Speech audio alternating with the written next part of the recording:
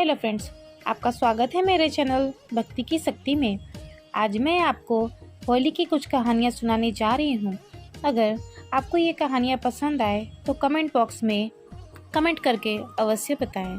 और यदि आप मेरे चैनल पर नए हैं और अभी तक आपने मेरे चैनल को सब्सक्राइब नहीं किया है तो प्लीज़ सब्सक्राइब कर लें और बेल आइकन पर प्रेस कर दें ताकि मेरे नए आने वाले वीडियो की नोटिफिकेशन आपको मिलती रहे।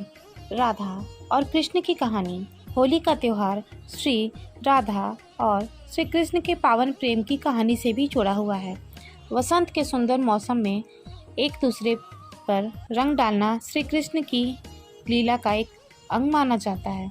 मथुरा और वृंदावन की होली राधा और कृष्ण के इसी रंग में डूबी हुई होती है। बरसाने और नंदगांव की लठमार होली तो प्रसिद्ध है ही, देश विदेश में श्री कृष्ण के अन्य स्थलों पर भी होली की परंपरा है। भगवान शिव, माता पार्वती और कामदेव की कहानी। शिव और पार्वती से संबंधित एक कथा के अनुसार हिमालय राज की पुत्री पार्वती चाहती थी कि उनका विवाह भगवान शिव से हो जाए, पर भगवान शिव जी अपनी तपस्या में लीन थे। कामदेव माँ पार्वती की सहायता को आगे आए। उन्होंने पुष्पवान चलाया और भगवान शिव की तपस्या भंग हो गई। भगवान शिव को बड़ा क्रोध आया और उन्होंने अपनी तीसरी आंख खोल दी।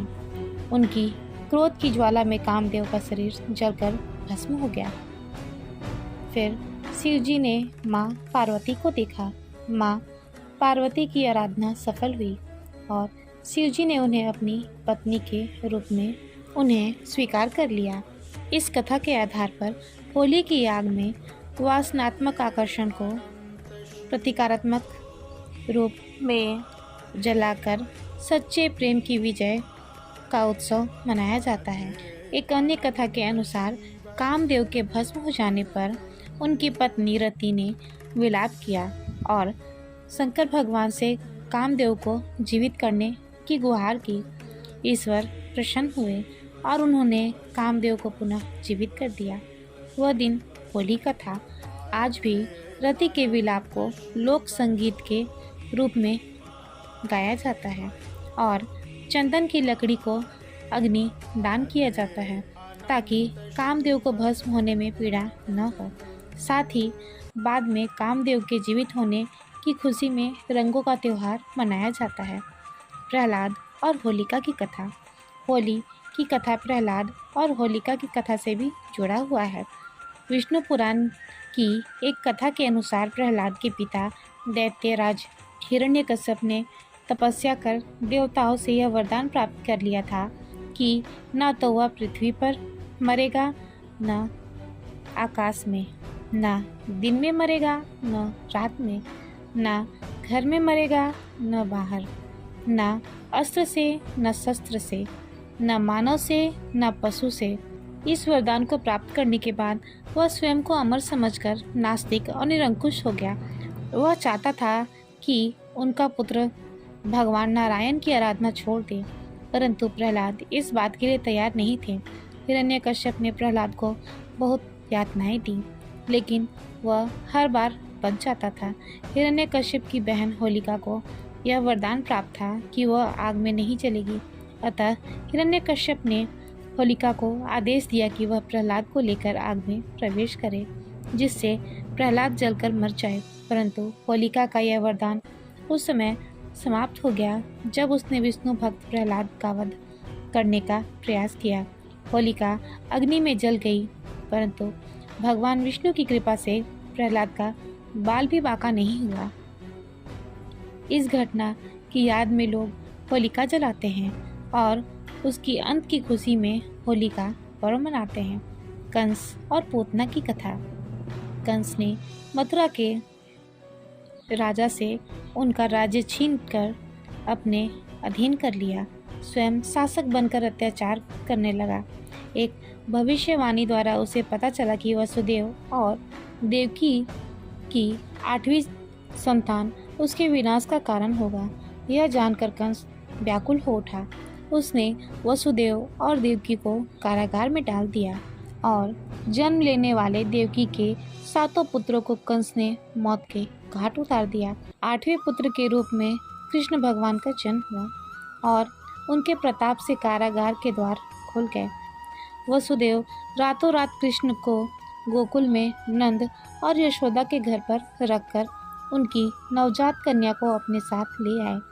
कंस ने जब इस कन्या को मारना चाहा तो वह अदृश्य हो गई और आकाशवाणी हुई कि कंस को मारने वाला तो गोकुल में जन्म ले चुका है। कंस यह सुनकर डर गया। उसने उस दिन गोकुल में जन्म लेने वाले हर शिशु की हत्या करने की योजना बनाई। इसलिए उसने अपने अधीन काम करने वाली पूतना नामक राक्षसी का सहारा लिया। वह वेश बदल सकती थी और महिलाओं में घुल मिल जाती थी। उसका कार्य स्तनपान के बहाने शिशु को विषपान कराना था। अनेक शिशु उसका शिकार भी हुए, लेकिन कृष्ण उसकी सच्चाई को जान गए और उन्होंने पूतना का वध कर दिया। वह फागुन पूर्णिमा का दिन था, अतः पूतना वध की खुशी में भी होली मनाई जाती है। राक्षसी ढूंढी की कथा। राजा पृथु के समय ढूंढी नाम की एक कुटिल राक्षसी थी। वह अबोध बालकों को खा जाती थी। अनेक प्रकार के जप तप से उसने बहुत सारे देवताओं को प्रसन्न कर उनसे वरदान प्राप्त कर लिया था। उसे कोई भी देवता, मानव, अस्त्र या शस्त्र नहीं मार सकेगा, ना ही उस पर सर्दी, गर्मी, बरसात का कोई असर होगा। इस वरदान के बाद उसका अत्याचार और बढ़ गया, क्योंकि उसको मारना असंभव था। लेकिन भगवान शिव के एक श्राप के कारण वह बच्चों की शरारत से मुक्त नहीं थी। राजा पृथु ने ढूंढी की अत्याचार से तंग आकर राजपुरोहित से उससे छुटकारा पाने का उपाय पूछा। पुरोहित ने कहा, यदि फाल्गुन मास की पूर्णिमा के दिन, जब न अधिक सर्दी हो न गर्मी, सब बच्चे एक एक लकड़ी लेकर घर से निकले, उसे एक जगह पर रखे, घास फूस रखकर जला दे, ऊंचे स्वर में तालियां बजाते हुए मंत्र पढ़े और अग्नि की प्रदक्षिणा करें, जोर जोर से हंसे, गाए, चिल्लाए और शोर करे तो राक्षसी मर जाएगी। पुरोहित की सलाह का पालन किया गया और जब ढूंढी इतने सारे बच्चों को देखकर अग्नि की समीप आई तो बच्चों ने एक समूह बनाकर नगाड़े बजाते हुए ढूंढी को घेरा और धूल और कीचड़ फेंकते हुए, शोरगुल करते हुए नगर के बाहर खदेड़ दिया। कहते हैं इसी परंपरा का पालन करते हुए आज भी होली पर बच्चे शोरगुल और गाना बजाना करते हैं।